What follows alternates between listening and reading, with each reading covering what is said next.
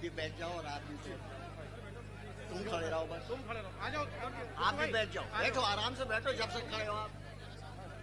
तुम इधर को खड़े हो जाओ। जमाना हो गया बुलंदशहर में आए हुए। बड़ी बड़ी सभाएं बुलंदशहर में हुई हैं। पिछले 30 साल से मैं जनता के बीच में जाता रहा हूं।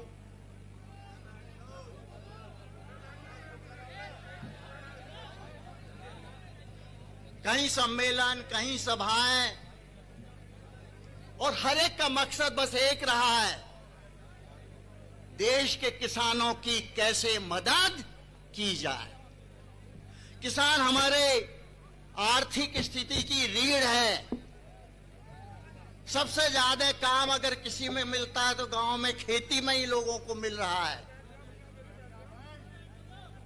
और इस सभा में जब मैं आ रहा था, मेरे एक मित्र ने कहा,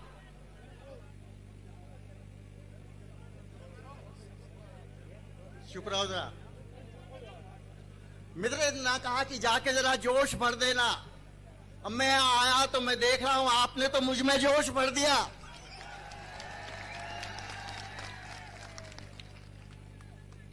आप नाराज हो, आप परेशान हो। पिछले 6 महीने, 1 साल, 2 साल से मैं देख रहा था, हर एक वर्ग परेशान है। किसान, मजदूर, नौजवान, दलित, व्यापारी, किसी की बोलने की हिम्मत नहीं हो रही थी। मीटिंग करो तो 50 लोग आ जाएंगे, एक जाके डीएम को ज्ञापन दे देंगे। लेकिन वो जमाना जब किसान को गन्ने का दाम नहीं मिला और किसान इकट्ठा हो गया और सरकार झुकी, याद है? केंद्र सरकार एक अध्यादेश लाई थी कि अब प्रदेश सरकार किसानों का दाम तय नहीं करेगी, केंद्र सरकार तय करेगी। और अगर वो अध्यादेश कानून बन जाता तो उस साल आपको 129 रुपए गन्ने का दाम मिलने वाला था। हमने, आप इकट्ठे हुए दिल्ली में, सरकार झुकी, अध्यादेश वापस हुआ और आपको 270 तक गन्ने का दाम मिला था। याद करो, याद करो, याद करो कितना ब्याज दिया करते थे तुम लोग अपने लोन पे। 14%, 17%, मकान बनाने के लिए 6%, व्यापारी को 8%, किसान को 14% पे ब्याज मिला करता था। मैंने आंदोलन चलाया, मैं मंत्री था वाजपेयी सरकार में। सारे बीजेपी के लोग मुझसे नाराज हो गए।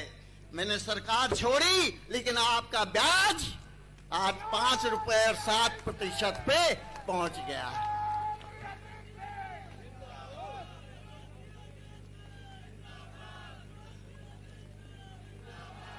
तो ये जो घटना हुई है, ये छोटी घटना नहीं है, ये सुनियोजित था।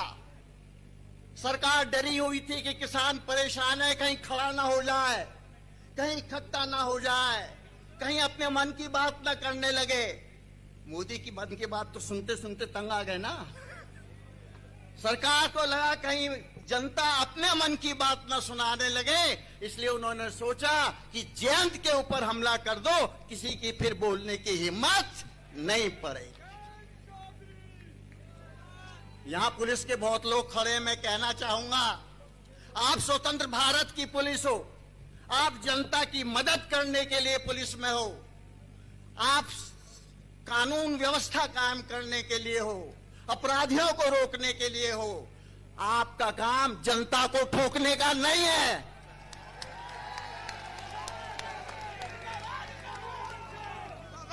और जो यूपी का मुख्यमंत्री कहता है ठोक दो, इस आने वाले चुनाव में बैलेट बॉक्स से हम योगी को ठोक देंगे।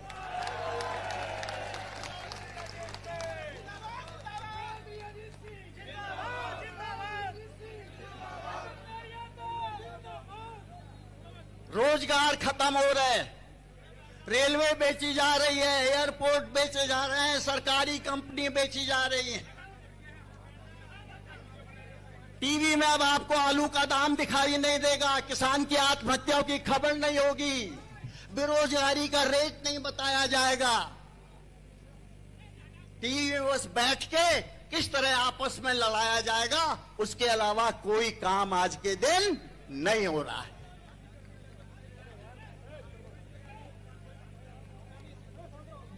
चुप रहो बेटा, जरा जोश ज्यादा है लोगों में, और वो गुस्सा आपस में नहीं है, गुस्सा तो मोदी के खिलाफ, योगी के खिलाफ है।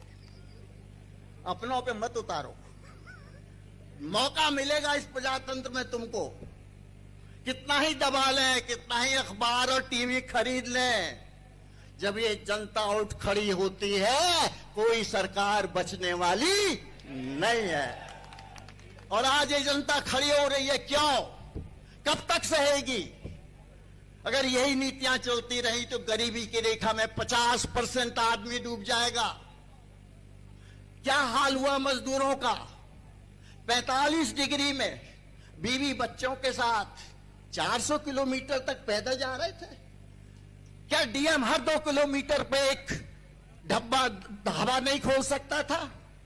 हर जिले में 150 सरकारी बस खाली पड़ी हुई हैं, क्या उन बसों से उनको घर नहीं पहुंचाया जा सकता था? लेकिन मोदी के दिल में एक भी आवाज उसकी तरफ से उन गरीब मजदूरों के लिए नहीं उठी। मन की बात तो होती रही। इसी तरह हर वर्ग को देख लीजिए, किसान की आय दुगनी कर देंगे। पहले तो बोले हमने सॉइल कार्ड बना दिया है। सॉइल, आपके जमीन का क्या हाल है उसका एक कार्ड आपको दिए दिया, इससे जमीन दुगनी हो जाएगी, आय दुगनी हो जाएगी। मैं लाल किले से भाषण सुन रहा हूं प्रधानमंत्री का, योगी जी का, हर महीने हमने गन्ने का दाम दे दिया।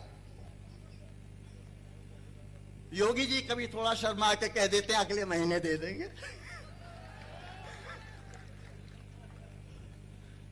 भैया ऐसे झूठों की सरकार मैंने कभी नहीं देखी। भैया अगर तुम्हारे घर में कोई बच्चा झूठ बोलेगा तो एक चांटा मारोगे ना? मारोगे ना? तो अब किसको चांटा मारोगे? अब और कुछ कहने की जरूरत है क्या?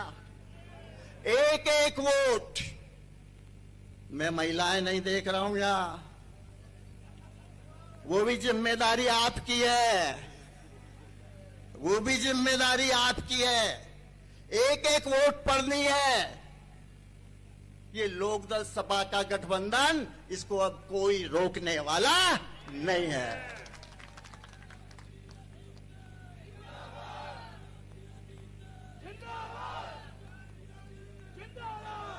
आप एक एक चीज देख लो। नोटबंदी अच्छी थी, बुरी नीति थी, कम से कम नोट तो छपवा लेते पहले, आरबीआई से नहीं पूछा।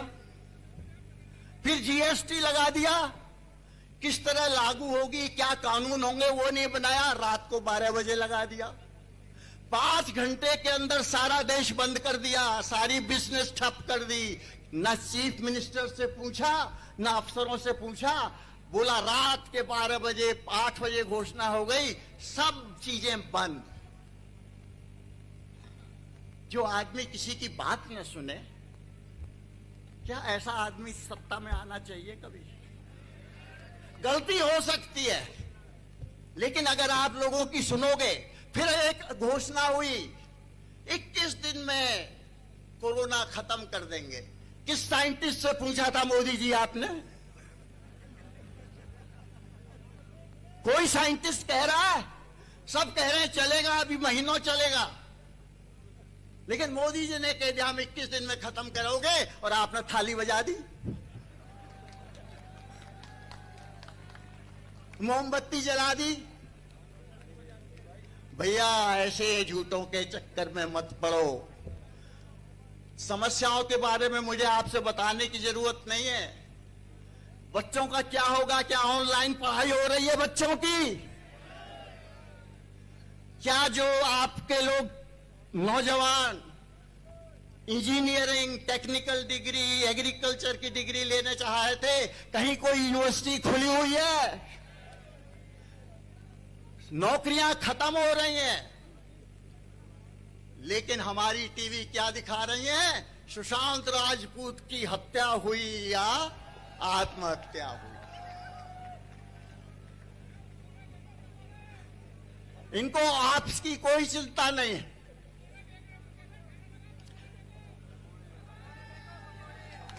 क्या कह रहे हैं? अरे भैया, अब तो हमारे मोदी जी ने एक नई थ्योरी निकाली है, बड़ा भारी साइंटिस्ट है ये। इसने कहा है कि सब टरबाइन लगा दो, हवा से पानी निकाल लेंगे और हवा से ऑक्सीजन निकाल लेंगे। आप कार्बन डाइऑक्साइड पे, नाइट्रोजन पे रहना, ऑक्सीजन तो मोदी जी निकाल लेंगे हवा से। एक ट्यूब लगा देना नाली में, उसमें चाय बन जाएगी, पकौड़ा खुद ही बनाना पड़ेगा।